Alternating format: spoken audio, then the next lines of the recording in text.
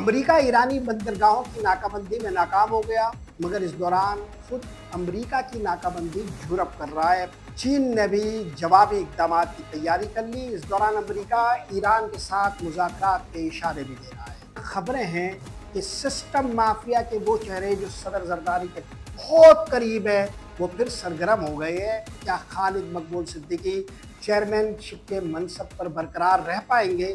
مصطفیٰ کمال کیا جادو دکھائیں گے؟ السلام علیکم، یہ ہے آئینہ اور میں ہوں محمد طاہر۔ امریکہ ایرانی بندرگاہوں کی ناکہ بندی میں ناکام ہوا، مگر خود اس کی ناکہ بندی ہو رہی ہے۔ پورا یورپ امریکہ کے ہاتھ سے جا رہا ہے۔ پورے یورپ میں امریکہ کے خلاف ایک ہاہاکار مچی ہوئی ہے۔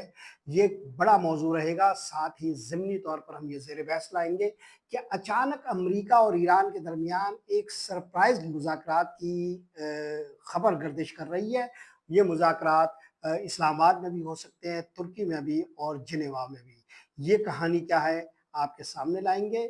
دوسرا بڑا موضوع صدر مملکت آصف علی زرداری سے متعلق ہے۔ صدر مملکت آصف علی زرداری کی ان دنوں سی ایم ہاؤس سے لے کر بلاول ہاؤس تک کیا سرگرمیاں رہی ہے، اور صدر مملکت زرداری صاحب کے جو قریب ترین لوگ ہیں وہ جو سسٹم مافیا سندھ میں چلاتے ہیں، ان کے تین جو چہرے ہیں وہ آخر ان دنوں کراچی میں کیا سرگرمیاں جاری رکھے ہوئے ہیں، اس پر ضمناً بات کریں گے۔ تیسرا موضوع ایم کیو ایم سے متعلق ہے۔ M Q M intra party election کرانے میں ناکام رہی ہے اور الیکشن کمیشن ان کی گدگدی کر رہا ہے، ان کی چٹکیاں لے رہا ہے اور پوچھ رہا ہے کہ آخر یہ کام کیوں نہیں ہو رہا۔ اس کو بھی موضوع بحث بنائیں گے۔ پہلا موضوع لیتے ہیں ایرانی بندرگاہوں کی ناکہ بندی کے حوالے سے۔ امریکہ نے جو سرگرمی دکھائی تھی وہ تقریباً ناکام ہو چکی ہے، کیونکہ 4 جہاز کامیابی سے امریکی ناکہ بندی کو توڑتے ہوئے جانے میں کامیاب ہوئے۔ کہا جا رہا ہے کہ چین نے اپنے جہاز کامیابی سے یہاں سے گزار دیے ہیں، امریکہ کچھ بھی نہیں کر سکا۔ ساتھ میں امریکہ کے خلاف ایک رد عمل جنم لے رہا ہے۔ چین نے اپنی پوری تاریخ تبدیل کر دی ہے، اور چین جو اقتصادی طور پر جنگوں کا قائل تھا اور عسکری طور پر اپنے مسلز آزمانے کا دنیا میں قائل نہیں تھا، آج اس نے ایک اہم ترین ڈاکومنٹ پر سائن کی ہے۔ چائنا میں چینی وزیر اعظم نے 20 شقوں پر مشتمل ایک ایسے حکم نامے پر دستخط کی ہے جو یہ کہتا ہے کہ نئے قوانین پر مبنی یہ حکم نامہ دراصل چائنا کو یہ اختیار دیتا ہے کہ بین الاقوامی حدود کے اندر چین کے کسی ادارے یا چینی حکومت کے خلاف کوئی بھی سرگرمی ہوتی ہے تو ایسے اداروں کے خلاف، ایسے لوگوں کے خلاف اور ایسے ملک کے خلاف چین بھی اقدامات کر سکتا ہے۔ بین الاقوامی حدود میں چینی اقدامات کے حوالے سے اس نوع کی کارروائی کا ایسا حکم نامہ ماضی قریب اور بعید میں کبھی دیکھنے میں نہیں آیا۔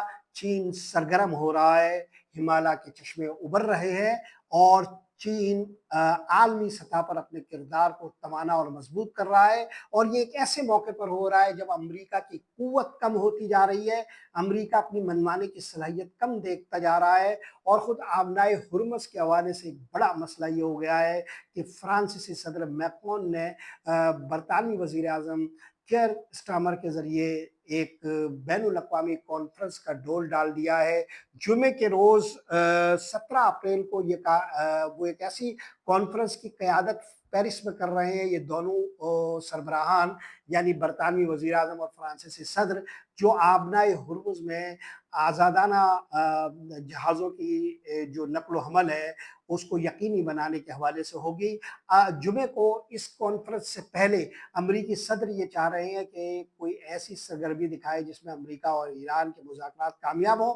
یہ ایک موضوع ہے بہت بڑا، امریکہ کیا چاہ رہا ہے اس پر میں بعد میں بات کروں گا، لیکن اس دوران ڈونلڈ ٹرمپ کی جو کمزوریاں ہیں وہ مسلسل عیاں ہوتی جا رہی ہے۔ ایک طرف وہ ناکہ بندی کے اقدام میں ناکام ہوئے ہیں، دوسری طرف وہ پوپ لیو کے ساتھ ایک جھگڑا کر بیٹھے ہیں۔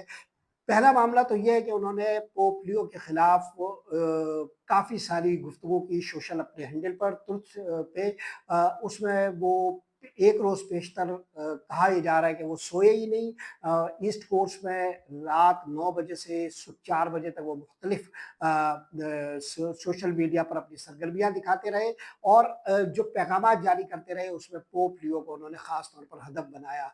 वो कह रहे थे कि वो इनकी ईरान पॉलिसी के खिलाफ है। कैथलिक फ़िरके के सरबराह रूहानी पेशवा पोप लियो जो एक बड़े ईसाई फ़िरके की नुमाइंदगी करते हैं और रूहानी पेशवा के तौर पर बहुत ज़्यादा एहतराम रखते हैं। खुद उनके इस फ़िरके के नुक्ते नज़र से हर किस्म की जंगों की मज़म्मत की जाती है। वो अपने फ़िरके के नज़रियात के बिल्कुल ऐन मुताबिक अपनी राय दे रहे थे। ईरान के साथ जंग की वो मज़म्मत कर रहे थे मगर डोनाल्ड ट्रंप ने इसको अपने खिलाफ इस बयानबाजी पर महमूल किया। उन्होंने जब इस तरह की मज़म्मत की तो पोप लियो ने ये कहा कि वो अमेरिका और ट्रंप इंतज़ामिया से नहीं डरते और अपनी राय पर वो कायम रहेंगे और आज़ादाना देते रहेंगे और ऐसा उनकी मज़हबी ज़िम्मेदारियों में शामिल है। अभी ये बहस गर्दिश में थी कि डोनाल्ड ट्रंप ने एक और हरकत कर डाली। उन्होंने अपने सोशल हैंडल ट्रुथ पे एक ऐसी तस्वीर दी, मसनूई ज़हानत से तैयार की हुई जिसमें उन्होंने अपने आप को नऊज़ुबिल्लाह मिन ज़ालिक नक़्ल कुफ़्र कुफ़्र नवाशद हज़रत ईसा अलैहिस्सलाम के मुशाबे खुद को पेश किया। बाद में उन्होंने इसकी तरदीद कर दी और उन्होंने कहा कि वो अपने आप को एक डॉक्टर के तौर पर पेश कर रहे थे। जब वो ये बात कह रहे थे तब भी वो दरअसल एक ऐसा ज़ाविया निकाल रहे थे क्योंकि हज़रत ईसा अलैहिस्सलाम मसीहा है। हज़रत ईसा अलैहिस्सलाम अपनी ज़िंदगी में जो बीमार होते थे उनके हाथ से वो शिफा पाते थे बीमार, तो उन्होंने खुद को डॉक्टर कहकर भी एक तरह से वही ज़ाविया निकाला था। पूरी ईसाई दुनिया में इस हवाले से थू-थू हो रही है, नफ़रत का इज़हार किया जा रहा है और ख़ुद आलम इस्लाम भी इस पर एक गुस्से में की हालत में है क्योंकि हज़रत ईसा अलैहिस्सलाम को मानना, तस्लीम करना खुद इस्लाम के अक़ीदे का हिस्सा है। इस दौरान एक और मामला सामने आया। आज इतालवी वज़ीर-ए-आज़म जॉर्जिया मेलोनी भी डोनाल्ड ट्रंप से नाराज़ हो गई, हत्थे से उकर गई। वो अमेरिका की इत्तेहादी थी और इस वक़्त दुनिया के में जितने भी मामलात हैं उनमें एक तरह से वो वाहिद खातून रह गई थी जो अनकंडीशनल डोनाल्ड ट्रंप की हिमायत कर रही थी। मगर उन्होंने पोप लियो के मामले पर एतराज़ उठाया और कहा कि इस मामले में डोनाल्ड ट्रंप का साथ नहीं दिया जा सकता। दूसरा बड़ा इक़दाम उन्हें ये उठाना पड़ा कि आज इतालवी हुकूमत ने इसराइल के साथ 2016 से जारी अस्करी इत्तेहाद का जो मुआहिदा था उसको ख़त्म कर दिया और कहा कि इसकी हर 5 साल के बाद जो एक तरह से तजदीद होती है वो अब तजदीद नहीं होगी। ये मुआहिदा मुअत्तल भी हो चुका है, अपनी फ़ाल हालत में अब नहीं रहा है।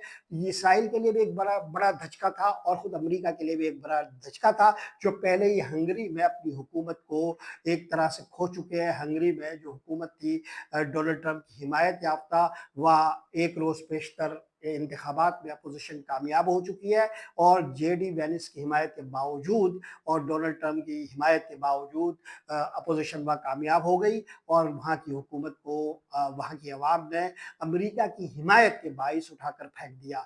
इधर इतालवी वज़ीर-ए-आज़म ने जो इक़दाम उठाया है, ये भी कहा जा रहा है कि अपोज़िशन की तरफ से बहुत शदीद दबाव था जिसके बाद मेलोनी मजबूर हो गई कि वो अमेरिका के साथ एक फ़ासला पैदा करे। ये सारी जो सरगर्मियाँ पूरे यूरोप भर में हो रही है, ये डोनाल्ड ट्रंप के खिलाफ जा रही है और अमेरिका की एक तरह से नाकाबंदी हो रही है। इस दौरान मुख्तलिफ यूरोप के हुक्मरान चीन का दौरा कर रहे हैं। स्पेन के एक बाज़मीर वज़ीर-ए-आज़म जो इन दिनों इसराइल के हवाले से और अमेरिका के हवाले से बहुत ही वाज़ेह मौक़िफ़ के साथ आलम इंसानियत के ज़मीर की नुमाइंदगी करते रहे, वो चीन में मौजूद है और दीगर जो यूरोप के ममालिक हैं वो भी अपनी पॉलिसियों को एक तरह से नज़र-ए-सानी कर रहे हैं और लग ये रहा है कि पूरा यूरोप अमेरिका के हाथ से निकल रहा है। इस दौरान मगरबी मीडिया पर ऐसे तज्ज़िये हो रहे हैं कि जिसमें कहा जा रहा है कि डोनाल्ड ट्रंप ने इस सदी में अमेरिका की नाकामी पर मोहर लगा दी है। अमेरिका अपनी ताकत और क़ुव्वत के बलबूते पर जो पूरी दुनिया में हुक्मरानी कर रहा था, वो सूरज ग़ुरूब हो रहा है और यही वो वजह है कि जिसके बाइस अमेरिका ईरान के साथ जल्दी मुआहिदा करना चाह रहा है। अब बहरी नाकाबंदी वाले नुक्ते पर अमेरिका ज़्यादा इसार नहीं कर रहा। आज 24 घंटों के अंदर सबसे ज़्यादा जो मैसेजेस हुए हैं, वो मुज़ाकरात के हवाले से हुए हैं। अंदाजा ये किया जा रहा है कि जब फ्रांसीसी सदर 17 अप्रैल को कॉन्फ्रेंस कर रहे हो, उससे पहले ही अमेरिका ईरान के साथ एक मुज़ाकराती डील चाह रहा है और एक मुत्तफ़िका दस्तावेज़ चाह रहा है। कहा ये जा रहा है कि खुद डोनाल्ड ट्रंप भी किसी मुल्क में जा सकते हैं और कहा ये जा रहा है कि एक बार फिर ईरान और अमेरिका के दरमियान मुज़ाकरात हो सकते हैं। ये मुज़ाकरात कहाँ होंगे? रॉयटर ये बता रहा है कि इस्लामाबाद में होंगे, लेकिन मगरबी मीडिया ये भी कह रहा है कि जिनीवा में भी हो सकते हैं और टर्किया में भी हो सकते हैं। मुज़ाकरात कहीं पर भी हो, लेकिन जुमेरात वो दिन हो सकता है कि जब आप ये खबर सुनें कि अमेरिका और ईरान के दरमियान डील हो गई है। क्या ये हो पाएगी या नहीं, और इस हवाले से कितने और पहलू है जो सामने आएंगे, उन तमाम मौज़ूआत पर हम गुफ्तगू करते रहेंगे। अब बढ़ते हैं दूसरे मौजू की तरफ। सदर मुमलिकत आसिफ अली जरदारी साहब सीएम हाउस में अपने पिटारियन दौर के मुख्तलिफ दोस्तों को याद करते रहे। अगरचे उन्होंने वज़ीर आला समेत तमाम वज़रा को अपने इर्द गिर्द बिठाया, मगर वो जो गुफ्तगू करते रहे उसमें उन्होंने इधर उधर की बातें की, मुख्तलिफ दोस्तियों को याद किया, मुख्तलिफ मामलात को याद किया, अपने माजी को याद किया। कोई बड़ी बात उनके पास नहीं थी। इस दौरान जो वाहिद बात, जो वाहिद काम की खबर निकल सकी है वो ये कि उन्होंने सिंध काबीना में रद्दोबदल के हवाले से एक बार फिर जो खबरें और अफवाहें गर्दिश में थी, उसका एक तरह से सद्देबाब किया है। वज़ीर दाखिला के हवाले से बहुत सारी बातें हो रही थी, मगर वज़ीर दाखिला ज़िया लंजार को हटाना इसलिए दुश्वार है कि उन्होंने जतोइयों के खिलाफ एक बड़ी कार्रवाई की थी और ये कार्रवाई हद से बढ़कर थी और उनकी गुंजाइश से ज़्यादा थी। लिहाजा ये ज़रा मुश्किल बताया जा रहा है। फिर ज़िया लंजार का ताल्लुक आसिफ अली जरदारी की बहन फरियाल तालपुर से है, खासा गहरा। अगर ज़िया लंजार को हटाया भी गया तो जिस तरह की कहा जा रहा था कि सिंध काबीना के एक ताकतवर वज़ीर यहाँ पर विराजमान होंगे, शायद वो ना हो सके। फिर अगर कोई वज़ीर आता तो वो सोहेल अनवर सयाल ही होते। मगर बहरहाल इन तमाम अफवाहों की तरदीद हो गई और उन्होंने कहा कि सिंध में जो कुछ जैसा चल रहा है वैसा ही चलेगा। यहाँ तक के सिंध में सिस्टम माफिया के 3 बड़े चेहरे जो हैं वो भी उसी तरह काम कर रहे हैं जैसे पहले कर रहे थे। एजी मजीद का सिस्टम जो सबसे ताकतवर सिस्टम है, सेंट्रल में जो सबसे बड़ा सिस्टम है वो डॉक्टर आसिम का है। डॉक्टर आसिम सेंट्रल के तमाम मामलात को देखते हैं, यहाँ तक के सेंट्रल में सिंध बिल्डिंग कंट्रोल के सारे निज़ाम को भी वही देखते हैं। हालांकि सिंध बिल्डिंग के मामलात को देखने के लिए जो एक उवैस नाम का आदमी है, उनके बारे में कहा जाता है कि वो साथ में जो वज़ीर है बल्दियात के नासिर शाह से भी एक ताल्लुक़ रखते हैं, लेकिन बहरहाल जो सेंट्रल में सरगर्मियाँ हैं वो सारी की सारी डॉक्टर आसिम के हाथ में है। इस दौरान एक तीसरा आदमी फिर कराची में हरकत में आ गए हैं और वो है अली हसन ब्रोही। अली हसन ब्रोही जो अली हसन ज़हरी बनकर बलूचिस्तान में वज़ीर बन चुके थे, इलेक्शन कमीशन ने वहाँ से उन्हें खदेड़ दिया है और अदालती फैसले के बाद वो वहाँ वज़ीर बनने के लायक नहीं रह गए थे। उनकी जो रुकनीत थी वो भी ख़त्म कर दी गई है। वो वापस कराची में डेरे डाल चुके हैं और उन्होंने सुरजानी टाउन के इलाके में और कराची के मुख्तलिफ इलाकों में एक बार फिर कब्ज़ों की मुहिम शुरू कर दी है। इन तीनों हज़रात की सरगर्मियों पर तफसीली गुफ्तगू मैं बाद में करूँगा, वक्त ख़त्म हो रहा है। मुख्तसरन ये बता दूँ कि एमक्यूएम के अंदर इंट्रा पार्टी इलेक्शन के हवाले से भी जो सरगर्मियाँ हैं वो तेज़ हो गई है। इलेक्शन कमीशन ने उन्हें 15 तारीख को बुलाया है। जब आप ये व्लॉग देख रहे होंगे तो एमक्यूएम के हवाले से खबर आ जाएगी कि इलेक्शन कमीशन ने उन्हें मज़ीद वक्त दिया है या वक्त देने से इनकार कर दिया है। एमक्यूएम के अंदर 2 ग्रुप ताकतवर है, एक ग्रुप मुस्तफ़ा कमाल का है, दूसरा खालिद मकबूल की हिमायत कर रहा है, एक तीसरा ग्रुप भी है मगर वो मध्यम है, कमज़ोर है। मुस्तफ़ा कमाल चाह रहा है कि चेयरमैनशिप हासिल कर ले, लेकिन इस दौरान जो नया इजाफा है वो कामरान टेसोरी की सियासत का है। वो गवर्नरशिप छोड़ने के बाद चेयरमैनशिप के हवाले से अपना बंदा देखना चाहते हैं, मगर मुस्तफ़ा कमाल के ग्रुप से उन्हें हिमायत नहीं मिल सकती। अभी जब वो गवर्नरशिप छोड़ने के बाद उम्रा करके पाकिस्तान तशरीफ लाए तो उन्हें बहादुराबाद में जिस ग्रुप ने इस्तकबाल दिया था या इस्तकबाल किया था उनका, वो खालिद मकबूल सिद्दीकी का ग्रुप था और तीसरा ग्रुप जो कमज़ोर है फारूक सत्तार का ग्रुप, जिसमें कामरान टेसोरी भी समझी जाती है। असल में वो कामरान टेसोरी का ही अब ग्रुप है। एमक्यूएम के अंदर खासी मुठभेड़ है, इसको तफसीली मौजू बनाएंगे, मगर आज के लिए यही कुछ। मोहम्मद ताहिर को इजाज़त दीजिए, अल्लाह निगहबान।